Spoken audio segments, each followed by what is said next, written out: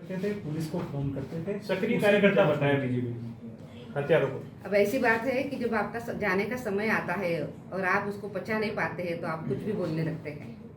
उनकी स्थिति ऐसी हो गई है, लेकिन इसके अलावा क्या कहेंगे। इतना बड़ा एलिगेशन एक संगठन पर कि कुछ फोटोग्राफ्स आए थे गुलाबचंद कटारिया जी के साथ पहले। ऐसी बात है, ये बहुत झूठी बातें हैं। इस तरीके से बात करना उनको शोभा नहीं देता। मैंने वही कहा कि इनका जाने का समय आ गया है, तो सर फिर गया है और बात करने लगे हैं। और चुनाव के समय आपको कन्हैयालाल क्यों याद आया है, ये बता दें, क्योंकि लगातार कन्हैयालाल जी आज मैडम वसुंधरा भी पहुंची कि अगर जो भी करना था वो हर चीज़ भारतीय जनता पार्टी ने करी है। ये जो यहाँ पे कांड हुआ था ये केवल और केवल कांग्रेस सरकार की तुष्टीकरण की राजनीति से किया हो गया था।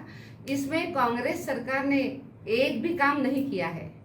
भाई परिवार को मिलना, उनके लिए उनके प्रति संवेदना रखना तो ये सबका काम है, और भारतीय जनता पार्टी हमेशा के लिए उनके परिवार के साथ खड़ी है। इसीलिए आपने देखा भी होगा कि एनआईए के माध्यम से बहुत जल्दी, जबकि 180 दिन में ये आरोप पत्र दाखिल करना था, तुरंत वो दाखिल हो गया 22 दिसंबर 2022 को। मैम सीएम ने पीसीसी चीफ ने कर दी और दंगे करवा देती है और इसके कारण चुनाव में जीत के सपने देखे। मुझे लगता है कि इससे और कोई शर्म की बात नहीं हो सकती है। तुष्टीकरण की राजनीति आप करते हैं, जहाँ पे आपके यहाँ समय आता है तो आप रामनवमी के जो जुलूस निकलता है उसके ऊपर आप पाबंदी लगाते, पीएफआई को आप आगे करते, उनको खुली छूट देते और बात आप करते।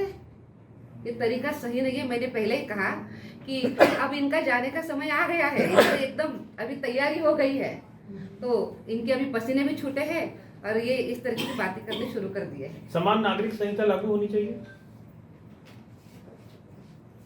तैयारी शुरू हो गई है उसकी।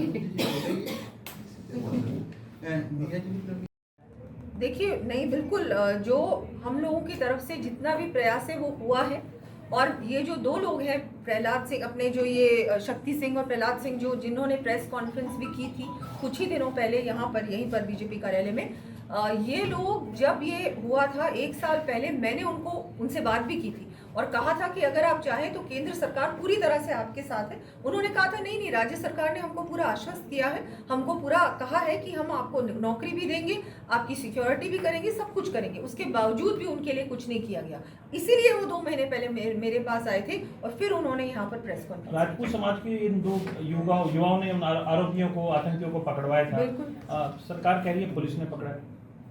अब ये राजस्थान सरकार की बातों पे अगर आएंगे तो ये तो फिर कह रहे हैं कि कुछ हुआ ही नहीं था। अगर ये उस समय कन्हैयालाल जी को सिक्योरिटी प्रोवाइड करते तो शायद ये इंसिडेंट होता ही। काम किए हैं कि ये बहुत खुशी की बात है कि राजस्थान में इस विकास कार्यों का शुभारंभ भी हो रहा है और पूर्ण भी हो रहे हैं, उसका लोकार्पण भी हो रहा है। उसी क्रम में यहाँ पर माननीय प्रधानमंत्री जी आ रहे हैं। बहुत खुशी की बात है कि अच्छे तरीके से ये विकास काम यहाँ पे हो रहा है। कन्हैयालाल टेलर का मुद्दा जो है वो कल उठाया अमित शाह जी ने, कहा राजस्थान सरकार ने नहीं, एनआईए ने। क्या बात है, आप मुझे बताइए कि जिनके लिए सरकार ये कह रही है, वैसे भी तो सभी जो आरोपी थे वो इन्होंने कहाँ पकड़े थे।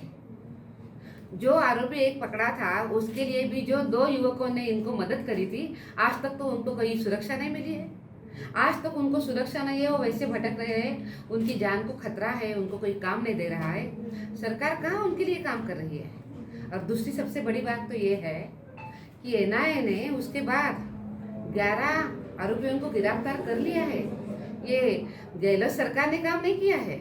गहलोत सरकार ये कभी न भूले कि उन्होंने इसमें कुछ ही काम नहीं किया है। तो जो कल माननीय अमित शाह जी ने कहा वो बिल्कुल सही कहा। अगर इन सरकार को थोड़ा सा भी लगता था तो आज ये नौबत नहीं आती थी। तुष्टीकरण की राजनीति की वजह से कन्हैयालाल जी की हत्या हो गई है, तो ये सरकार ध्यान में रखे कि उन्हीं की वजह से ये नौबत आई है और जो हम कह रहे हैं वो आज सही कह रहे हैं। सीएम एक बड़ा कार्यक्रम आप करने वाले हैं, क्या कार्यक्रम है? भारतीय जनता पार्टी अपने संगठन की दृष्टि से निरंतर कार्यक्रम करती रहती है। बूथों को मजबूत करना, कार्यकर्ताओं को साथ सतत संपर्क में रहना और उसी के साथ साथ जनता के साथ संवाद करना, ये भी हम काम करते हैं। इसी क्रम में पार्टी के अनेक अनेक कार्यक्रम हो रहे हैं। अभी जिस तरीके से गहलोत सरकार का बर्ताव है, जंगल राज है, महिलाओं के साथ अन्याय अत्याचार है और कुशासन, उसी के साथ साथ जंगल राज से जनता बड़ी त्रस्त हो गई है। विशेषतः महिलाएं तो बहुत त्रस्त हो गई है।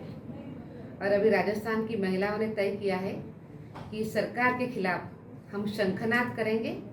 सरकार का अब जाने का समय आ गया है, इनकी विदाई हम कर देंगे।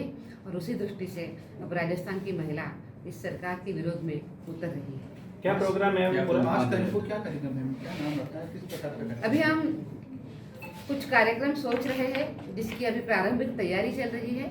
कुछ ही दिनों में ये प्रारंभिक तैयारी पूरी होके हम कुछ बड़ा आंदोलन के रूप में हम सामने आएंगे।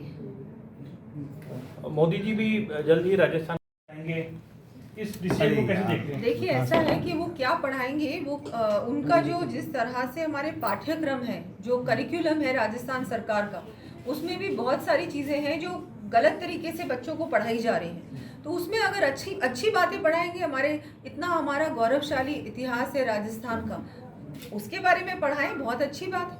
लेकिन अब ये देखने को है कि वो उसके बारे में पढ़ाएंगे या गांधी परिवार के इतिहास के बारे में पढ़ाएंगे। अगर ये बिल्कुल हमारे राजस्थान के इतिहास के बारे में बच्चों को पढ़ाएंगे, हमारी संस्कृति के बारे में पढ़ाएंगे तो बहुत अच्छी बात है।